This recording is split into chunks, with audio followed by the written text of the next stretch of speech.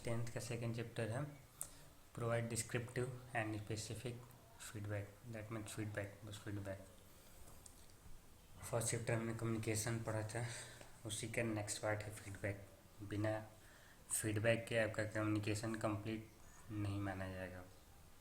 मतलब अगर one way communication है तब कह सकते हैं कि बस कम्युनिकेशन हो रहा है, बट फीडबैक आपको नहीं मिलेगा तो पता नहीं चलेगा कि रिसीवर आपके मैसेज समझ पा रहा है या नहीं समझ पा रहा है। और जब आपको पता ही नहीं चलेगा फिर वो सक्सेसफुल कम्युनिकेशन नहीं माना जाता है। तो इसलिए जो फीडबैक है वो एक इम्पॉर्टेंट पार्ट है। तो सबसे पहले देखते हैं कम्युनिकेशन साइकिल क्या होता है। कम्युनिकेशन और कम्युनिकेशन साइकिल ये sender, encoding, channel decoding, receiver, feedback and context, इन सब का कम्बिनेशन होता है। जैसे कि आप यहाँ पिक्चर में देख सकते हैं, सेंडर मैसेज को पहले इनकोड करता है, फिर वो जो मैसेज है, इनकोडेड मैसेज है, वो किसी चैनल के थ्रू रिसीव होता है। फिर जो रिसीवर है वो उसको डिकोड करता है और डिकोड करने के बाद फिर वो मैसेज रिसीवर समझ पाता है। अब वो समझ पाता है या क्या समझा वो उस मैसेज में, क्या नहीं समझा, उसके बेस पे वो फीडबैक देता है। यहाँ पे कॉन्टेक्स्ट है, कॉन्टेक्स्ट का मतलब सिचुएशन, जिसके बेस पे वो फीडबैक देगा।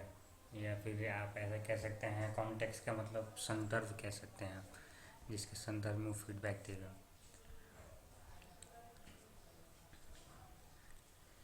एक चीज़ और, नोट्स के लिए ये मैंने जो पॉइंट्स हाईलाइट किया है ये आप लिख सकते हैं डायरेक्ट। जैसे मैंने फर्स्ट पार्ट में भी आपको बताया था, elements in the communication process, यानी कि कम्युनिकेशन साइकिल या कम्युनिकेशन प्रोसेस में जो एलिमेंट्स हैं उनको डिफाइन किया गया है। सेंडर आपको पता होता है, जो भी मैसेज सेंड करेगा या जो भी इंफॉर्मेशन सेंड करेगा वो होगा सेंडर।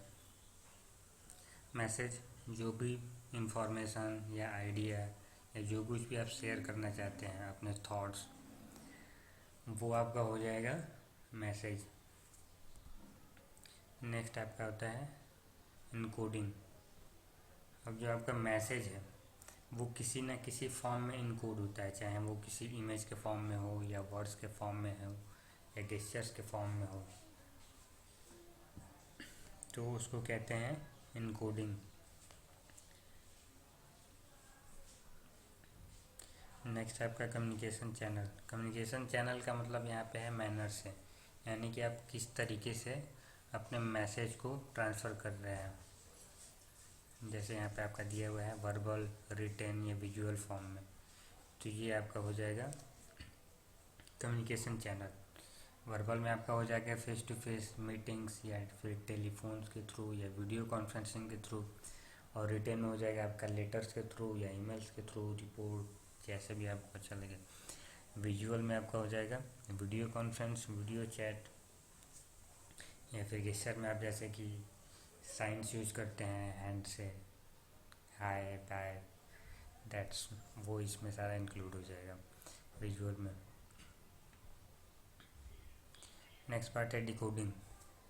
जब मैसेज सेंडर के पास रिसीव होता है, तो जैसे कि यहाँ पे आपने देखा मैसेज इनकोड हुआ है किसी न किसी फॉर्म में, वर्ड्स के फॉर्म में या पिक्चर के फॉर्म में, तो उसको समझने के लिए पहले जो डिकोडर है, जो रिसीवर है वो उस मैसेज को डिकोड करेगा जिससे कि वो उसको समझ पाए। लेट से अगर आपने इमेज के फॉर्म में कुछ आपने कोई पिक्चर बनाया है और उस पिक्चर के थ्रू आप सामने वाले को कुछ समझाना चाहते हैं, तो उस पिक्चर में आपने क्या इनकोड किया है, क्या उस पिक्चर के थ्रू दिखाना चाहते हैं, पहले वो समझेगा रिसीवर, तभी उस मैसेज को समझ पाएगा कि क्या इसका मैसेज है।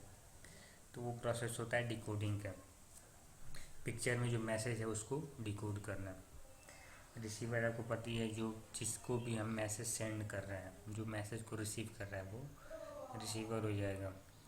फीडबैक इज रिएक्शन, यानी कि मैसेज रिसीव होने के बाद जो रिसीवर है उसका जो भी रिएक्शन या रिस्पॉन्स होगा वो होगा फीडबैक। अब जो फीडबैक है वो आपका वर्बल भी हो सकता है एंड नॉन वर्बल भी हो सकता है। वर्बल का मतलब कि वो आपको लिख के या ऐसे बोल के बता रहा है, आपका फीडबैक दे रहा है, तो वर्बल हो गया। नॉन वर्बल में जैसे आपका बस ऐसा सर हिला दिया यस के मैनर में, दैट मीन्स उसको समझ में आ गया मैसेज। और अगर नो के मैनर में सर हिलाता है दैट मीन्स उसको मैसेज समझ में नहीं आया है, तो वो नॉन वर्बल फीडबैक हो जाएगा। कॉन्टेक्स्ट जैसा कि मैंने बताया था, situation that forms the setting of an event, statement और idea in which the message is deliver, यानी कि जिस सिचुएशन में मैसेज डिलीवर हो रहा है या जिस सिचुएशन में जो रिसीवर है वो आपको फीडबैक दे रहा है। तो फीडबैक जो शेयर करने का प्रोसेस है वो भी एक तरह का मैसेज ही है। आपके पास वो मैसेज आ रहा है फीडबैक का, तो जिस सिचुएशन में या जिस कॉन्टेक्स्ट में, आपका कॉन्टेक्स्ट का मतलब तो है ही, जिस सिचुएशन में आपको मैसेज डिलीवर हो रहा है वो होगा context. Meaning and importance of feedback. Meaning आपको मैंने बताया दिया, फीडबैक क्या होता है। मैसेज सेंड होने के बाद जो कॉज एंड इफ़ेक्ट का चेन होता है, कॉज एंड इफ़ेक्ट का चेन मतलब कि आप कुछ बताओगे, फिर उसके बेस पे उसका जो इफ़ेक्ट होगा वो आपको फीडबैक देगा। तो यानी कि कॉज एंड इफ़ेक्ट का चेन का मतलब कि जो कम्युनिकेशन प्रोसेस है, टू वे कम्युनिकेशन का, उसमें जो एक पार्ट होता है वो होता है फीडबैक का, जिसमें कि जो रिसीवर है वो आपके मैसेज, आपने जो मैसेज सेंड किया है उसके कॉन्टेक्स्ट पे वो आपको जो रिस्पांस देगा या जो भी उसका रिएक्शन होगा वो होता है feedback. Importance of feedback. Importance of feedback नीचे एक्सप्लेन किया हुआ है, अभी हम सीधा यहाँ पे चलते हैं। एक चीज़ यहाँ पे मैं बता दूँ, हालांकि ये नो मोर में है बट स्टिल बता देता हूँ। डिफरेंट टाइप्स ऑफ फीडबैक, यानी कि कितने टाइप के फीडबैक हो सकते हैं। Positive feedback. पॉजिटिव फीडबैक का मतलब है कि आप पॉजिटिव वे में सामने वाले को फीडबैक दे रहे हैं कि हाँ तुमने बहुत अच्छा किया, लाइक मोटिवेट करना। And negative feedback. Negative feedback का मतलब कि जैसे आप क्रिटिसाइज़ कर रहे हैं, कभी कभी निगेटिव फीडबैक ज़्यादा वर्क करता है। जैसे कि कोई स्टूडेंट है, वो कर सकता है चीज़ों को, ठीक है, बट स्टिल वो करना नहीं चाहता है या फिर किसी और रीज़न से कर नहीं रहा है, तो फिर वैसे केस में क्या करते हैं, टीचर उसको क्रिटिसाइज़ करते हैं ताकि उसको थोड़ा सा अंदर से लगे कि हाँ मैं पहले कर सकता था अब नहीं कर पा रहा हूँ, इसीलिए सर सामने से बोल रहे हैं कि क्यों नहीं कर रहे हो। तो वो हो जाता है नेगेटिव फीडबैक, जिसमें आप सामने वाले को क्रिटिसाइज़ करते हो, नेगेटिवली मोटिवेट करते हो ताकि वो उन चीज़ों को फिर से कर पाए। तो नेगेटिव फीडबैक हो गया। नेक्स्ट है डेलिब्रेट पॉजिटिव।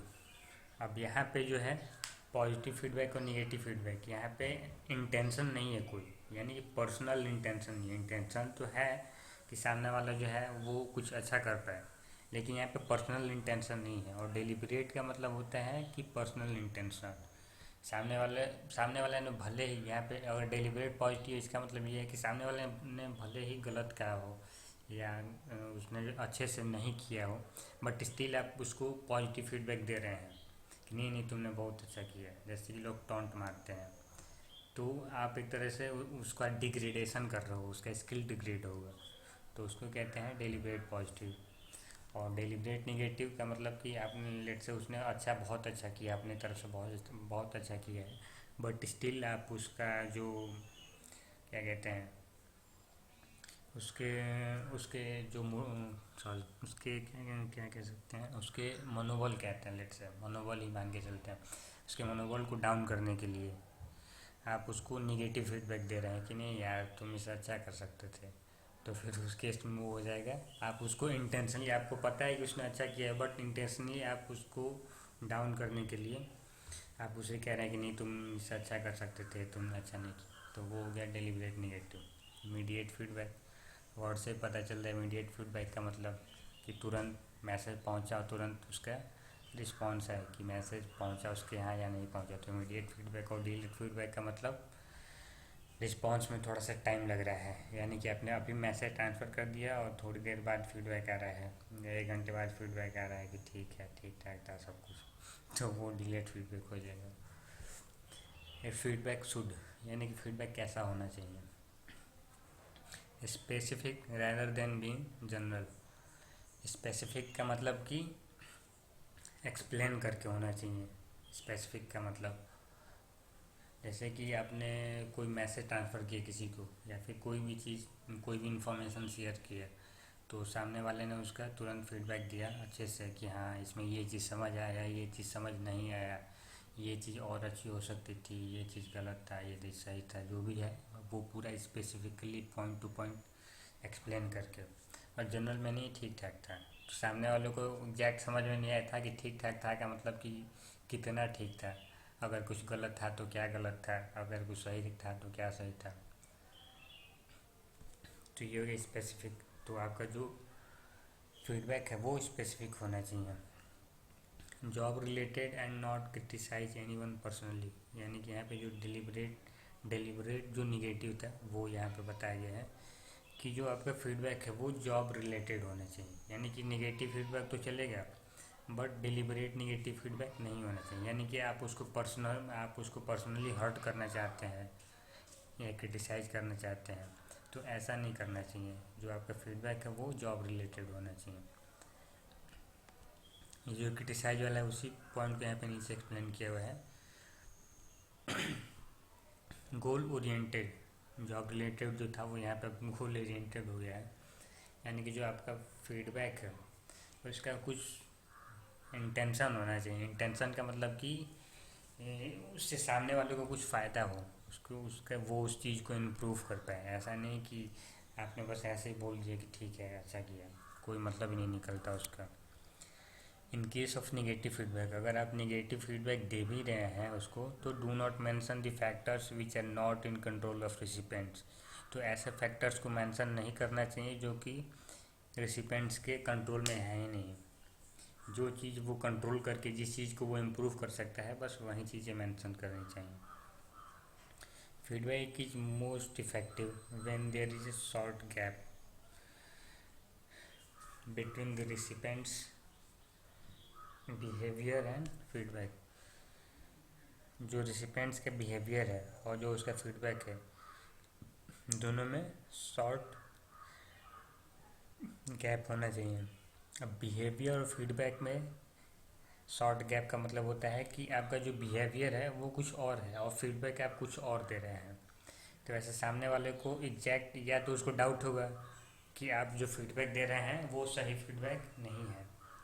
लेट से आप बहुत एकदम हैप्पी है या फिर आप बहुत सैड है और आप उसको काफ़ी अच्छा सा फीडबैक दे रहे हैं, मतलब आप दिखाना चाहते हैं कि आप उसको देना नहीं चाहते फीडबैक, बट स्टिल आप उसको अच्छा फीडबैक दे रहे हैं। तो फिर वो जो फीडबैक है वो ज़्यादा इफेक्टिव नहीं होगा। सामने वाले को थोड़ा सा डाउट हो जाएगा कि ये तो ऐसा लग रहा है जैसे कि खुश है ही नहीं और मेरे को पॉजिटिव फीडबैक दे रहा है, दैट मीन्स मैंने कहीं ना कहीं कुछ गलत किया होगा, तो इफेक्टिव नहीं होगा। इसलिए वो जो गैप है उसके जो बिहेवियर है और जो फीडबैक देने का वो है हमारा मैनर है, उन दोनों में शॉर्ट गैप होना चाहिए। यूज द सिंपल लैंग्वेज, जो फीडबैक है वो सिंपल लैंग्वेज में होना चाहिए। ऐसा शो ऑफ करने की ज़रूरत नहीं है किसी, हम शो ऑफ कर रहे हैं पूरे फीडबैक देने के टाइम पे और सामने वाले को फीडबैक ही समझ में नहीं आया कि क्या आपने फीडबैक दिया है। इसलिए सिंपल लैंग्वेज का यूज़ करना चाहिए। अब यहाँ पे है आपका इम्पोर्टेंस ऑफ फीडबैक। फीडबैक के क्या फ़ायदे हैं।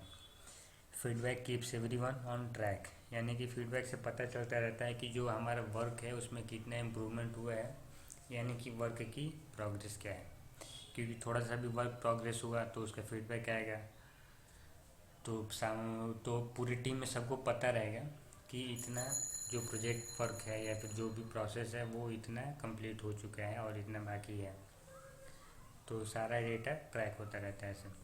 Feedback helps avoid major mistake, जो फीडबैक है इंस्टेंट फीडबैक यहाँ पे कहना ज़्यादा बेटर होगा। इंस्टेंट फीडबैक से जो मेजर मिस्टेक्स हो सकती हैं वो अवॉइड कर सकते हैं। यानी कि मैंने जैसे आपको बताया कि आपको ये प्रोजेक्ट करना है, मैंने आपको बताया और आपको जो समझ आया या फिर जो नहीं समझ आया उसके बेस पे आपने तुरंत फीडबैक दिया कि मुझे सर यहाँ पे समझ नहीं आया या फिर यहाँ पे ऐसे होना चाहिए था। तो फिर मैं तुरंत उसको बताऊंगा कि हाँ ऐसे होना चाहिए, या फिर जो नहीं समझ में आया उसको समझाऊंगा। और आपने अगर फीडबैक ही नहीं दिया और आपने जो मैसेज है उसको गलत तरीके से ले लिया है और आप उसी पे आगे वर्क करते जा रहे हैं, तो आपको थोड़े टाइम बाद जाके पता चलेगा कि मिस्टेक हो गया है कुछ। तो वैसे मिस्टेक्स को हम फीडबैक के थ्रू अवॉइड कर सकते हैं। क्रिएट रिलेशनशिप्स विथ टीम, इसका मैं एग्जांपल टाइप बता दे रहा हूँ लेट से अगर एक टीम है जिसमें सब लोग मिल के काम कर रहे हैं, अब जब तक फीडबैक नहीं मिलेगा, जैसे जो टीम का लीडर है उसने कुछ कहा, ठीक है, जो टीम के बाकी मेंबर्स है उस मैसेज के बेस पे उसको फीडबैक देंगे। तो जो टीम मेंबर्स हैं उनको भी थोड़ा सा अंदर से ऐसा लगता है कि ठीक है, जो हमारे टीम लीडर है वो हमारे साथ कोऑपरेट करता है, या जो हमारी फीडबैक है उनको ध्यान से सुनता है, मतलब हमें हमें थोड़ी सी इम्पोर्टेंट देता है। तो इससे जो टीम लीडर है और जो टीम है उन दोनों के बीच जो रिलेशनशिप है वो थोड़ा सा अच्छा रहता है।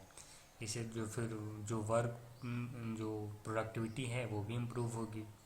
और अगर फीडबैक का प्रोसेस ही नहीं होगा तो फिर जो वर्क जो है वो आपका प्रोडक्टिव भी नहीं होगा, और टीम मेंबर्स को भी लगेगा कि जो हमारा लीडर है वो थोड़ा सा ईगोइस्टिक है, यानी कि ईगो वाला है थोड़ा सा। तो उससे रिलेशनशिप टीम के अंदर जो है वो ख़राब हो सकता है। Feedback promotes personal and professional growth. Feedback से आपका जो पर्सनल है और प्रोफेशनल है वो दोनों ही ग्रोथ है। प्रोफेशनली आपका दोनों ही लेवल पे आपका ग्रोथ होता है। पर्सनली ऐसे होगा जैसे आपके यहाँ पे दिया हुआ है, फीडबैक आपको सुनना पड़ता है तो आपका लिसनिंग जो स्किल है वो इम्प्रूव होगा।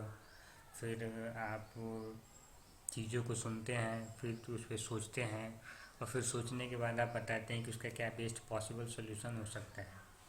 तो आपकी जो थिंकिंग स्किल है या जो चीज़ों को समझने की स्किल है वो आपकी इम्प्रूव होगी। तो ये ऐसा जो है ये आपका पर्सनल इम्प्रूवमेंट में आपका हेल्प करता है फीडबैक। और प्रोफेशनल पे ऐसा ग्रोथ करता है, प्रोफेशनल लेवल पे ऐसा करता है जैसा मैंने आपका टीम में बताया कि ऐसे थोड़ा सा रिलेशनशिप अगर अच्छा रहेगा तो जो प्रोडक्टिविटी है वो भी क्रिएट होगी। तो जो प्रोफेशनल लेवल पे जो प्रोडक्टिविटी होगी ओवरऑल टीम की वो इंक्रीज होती है। यहाँ पे यहाँ पे भी आपका मैंने ये जो एग्जांपल बताया ये अपने हिसाब से बताया है, आप चाहें तो ये बुक का जो एग्जांपल है वो भी यूज कर सकते हैं।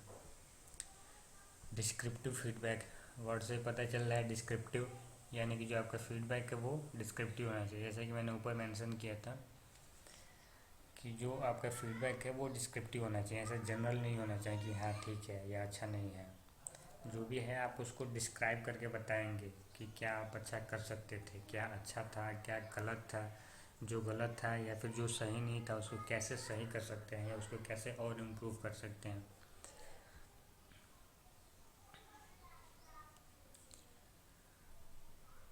तो इसमें हालांकि मैंने ये एक्सप्लेन कर ही दिया, आप चाहें तो ये पढ़ सकते हैं, बट ये मेरे को नहीं लगता है कि आपको उसमें। चलते हैं नेक्स्ट पे। एक चीज़ मैं और बता दूँ, आप देखेंगे कि मैंने बहुत सारी चीज़ें यहाँ पे नोट्स में से मतलब हाईलाइट नहीं किया आपको नोट्स में लिखने के लिए। ऐसा इसलिए किया है क्योंकि आपका टोटल 2 यूनिट है पार्ट ए में, ठीक है, और दोनों यूनिट में मिला के अप्रॉक्स 8 चैप्टर्स हैं, और 8 चैप्टर्स में से आपका 10 मार्क्स का क्वेश्चन आएगा। तो आप सोच सकते हैं कि कितना क्वेश्चन आएगा 8 चैप्टर्स में से। इसीलिए मैंने जो मेन मेन पॉइंट्स है बस वहीं ही हाईलाइट किया है, या आप इसको नोट्स में लिख सकते हैं, और बाकी मैं आपको की पॉइंट्स भी बाद में अवेलेबल करवा लूँगा, जिसके जिसके बेस पे आप चाहें तो उसका आगे प्रिपरेशन कर सकते हैं। की पॉइंट्स से आपको रिवीजन करने में थोड़ा सा ज़्यादा हेल्प हो जाएगा। ये पॉइंट मैं आपको एक्सप्लेन कर दे रहा हूँ। You can follow the steps for descriptive feedback, यानी कि जो आपका डिस्क्रिप्टिव फीडबैक है उसके लिए आप क्या क्या स्टेप्स फॉलो कर सकते हैं। स्टेट दी ऑब्जेक्टिव, यानी कि जब भी आप डिस्क्रिप्टिव फीडबैक दे रहे हैं तो सबसे पहले उसका जो ऑब्जेक्टिव है आपके फीडबैक का वो मेंशन करेंगे। Present sample with respect to the objectives, अब आपने जो भी ऑब्जेक्टिव दिया है कि मैं इस टॉपिक पे आपको फीडबैक दे रहा हूँ उसका आप एग्जाम्पल देंगे तो सामने वाले को बेटर समझ में आएगा, यानी कि जो फीडबैक है वो ज़्यादा इफेक्टिव होगा। जैसे कि आप कुछ अगर किसी को भी आपको अगर कुछ समझाना हो तो अगर आप डायरेक्ट वर्ड्स में समझाते हैं, यानी कि डायरेक्ट थियरी अगर मैं आपको समझा दूँ तो हो सकता है कुछ लोगों को समझ आए, कुछ लोगों को समझ में ना आए। और अगर एग्जाम्पल दे के समझाते हैं तो फिर जो समझने वाले लोगों की संख्या है वो इंक्रीज हो जाती है। तो इसलिए यहाँ पे आपको सैम्पल देने के लिए क्या है, जो भी आपके ऑब्जेक्टिव है उससे रिलेटेड सैम्पल, सैम्पल का मतलब एग्जाम्पल। प्रोवाइड 1-on-1 फीडबैक, यानी कि एक एक करके ही फीडबैक देंगे, ऐसा नहीं है कि एक ही बार सारा फीडबैक दे दिया एक साथ, सारे पॉइंट्स का एक साथ, और सामने वाले को समझ में ही नहीं आया कि आपने क्या क्या फीडबैक दिया है, उसको कहाँ कहाँ इम्प्रूव करने की ज़रूरत है। तो इस बात का ध्यान रखेंगे कि एक एक पॉइंट जो है मेंशन करके उसका फीडबैक देंगे। Use individuals work to provide immediate feedback, यानी कि इसके हालांकि दो हो सकते हैं, दो का मतलब कि इसके दो मीनिंग्स आप निकाल सकते हैं। इंडिविजुअल्स वर्क यानी कि लेट से आपको अगर 10 लोगों को फीडबैक देना है, आप अगर कमांड कर रहे हैं किसी टीम को, और 10 लोगों के टीम में से आप हर किसी को आपको फीडबैक देना है, तो आप दो तरीके से कर सकते हैं। एक तो ये हो सकता है कि आप सबका पहले सबका वर्क देखेंगे और सबको एक ही साथ फीडबैक दे देंगे, तो वो चीज़ नहीं करना चाहिए, क्योंकि फिर ऐसे कॉम्प्लिकेशन हो सकता है। इसलिए यहाँ पे इसने कहा हुआ है कि इंडिविजुअल वर्क, यानी कि आपने एक का वर्क देखा और उसको तुरंत ही फीडबैक, तो इससे आपका जो फीडबैक है वो इमीडिएट भी होगा, और इंडिविजुअली सामने वाले को ही बस आप फीडबैक दे रहे होंगे कि उसमें क्या दिक्कत है या फिर क्या सही है, तो वो कैसे इम्प्रूव कर सकता है। Constantly refer to the objectives, यानी कि आपने जो ऑब्जेक्टिव बताया है कि इन टॉपिक्स पे मैं आपको फीडबैक दे रहा हूँ, उस पे ही आपको फीडबैक देना है। ये नहीं कि आप ऑब्जेक्टिव कुछ और बता रहे हैं और फीडबैक कुछ और दे रहे हैं, तो फिर सामने वाला कंफ्यूज हो जाएगा, फिर वो इफ़ेक्टिव फीडबैक नहीं होगा। Provide self assessment tools such as checklist and rating scale, जैसे कि स्टार देते हैं कि आपको 4 स्टार दिया गया, आपको 5 स्टार दिया गया, आपको 4.5 रेटिंग दिया जा रहा है, तो इनको कहते हैं सेल्फ असेसमेंट टूल्स। तो आप चाहें तो चेकलिस्ट या फिर रेटिंग स्केल के हिसाब से फीडबैक दे सकते हैं।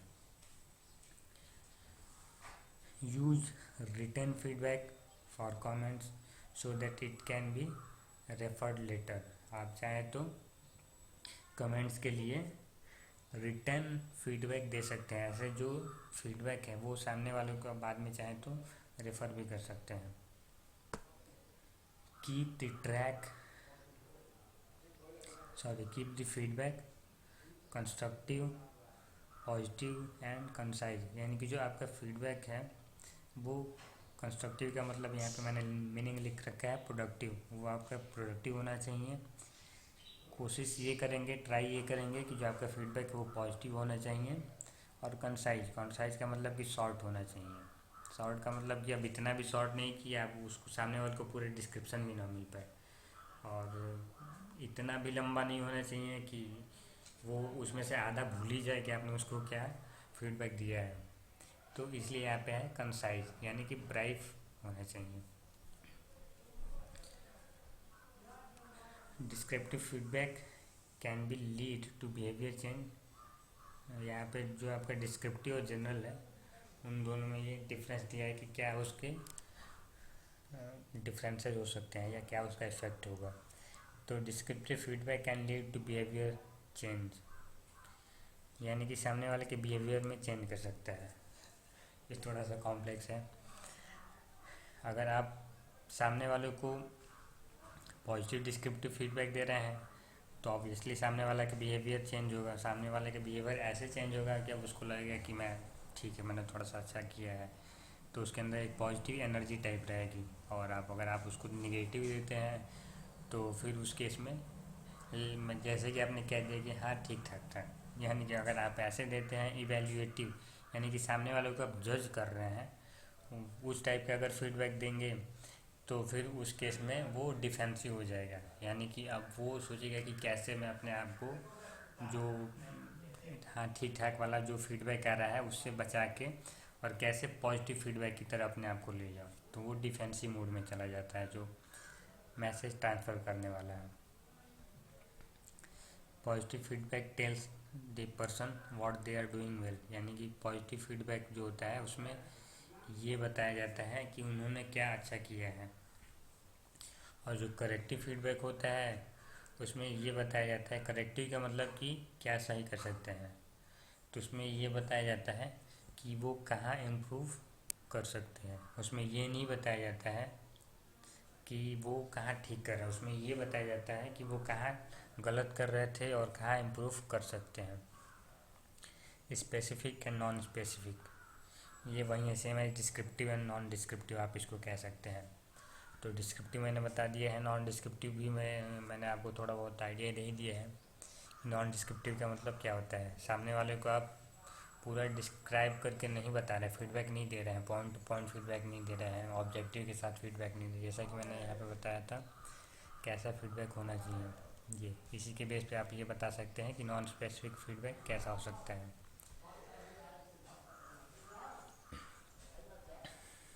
इफ़ यू यहाँ पे एक लाइन में थोड़ा बहुत एक्सप्लेन कर भी देता हूँ। If we receive specific feedback it response better, यानी कि अगर हमें स्पेसिफिक फीडबैक मिलता है, इसमें हो सकता है कि क्या इम्पैक्ट होता है specific and non specific feedback का, ऐसे करके क्वेश्चन आ सकता है। तो उसके लिए फिर आप ये आंसर में लिख सकते हैं, if we receive specific feedback, यानी कि अगर हमें स्पेसिफिक फीडबैक मिलता है तो हम थोड़ा सा अच्छा रिस्पॉन्स दे सकते हैं, यानी कि उस चीज़ को थोड़ा सा अच्छे से इम्प्रूव कर सकते हैं।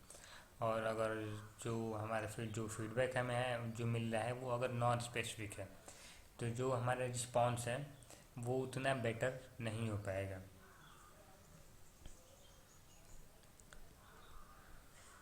और बस इतना ही है आपके इस चैप्टर में। बाकी यहाँ पे थोड़ा सा दिया हुआ है पॉजिटिव वर्सेस करेक्टिव, जैसा कि मैंने ऊपर हाईलाइट करके आपको मेंशन किया था। एंड ये स्पेसिफिक या डिटेल दोनों सेम ही है। और जनरल फीडबैक यानी कि नॉन स्पेसिफिक आप कह सकते हैं। तो ये दोनों मैंने आपको मेंशन कर दिया है, आप चाहें तो इसमें अपना पॉइंट भी ऐड कर सकते हैं। तो आपका ये चैप्टर बस इतना ही है।